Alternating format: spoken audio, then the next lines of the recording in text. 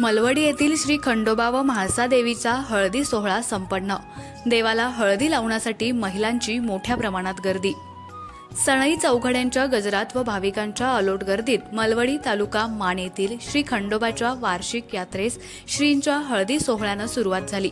सोमवार 2 डिसेंबर रोजी देवदीपावलीच्या शुभमुहूर्तावर रात्री 9:15 वाजता श्री खंडोबा व माता म्हाळसा देवीचा हळदी सोहळा मोठ्या उत्साहात संपन्न झाला।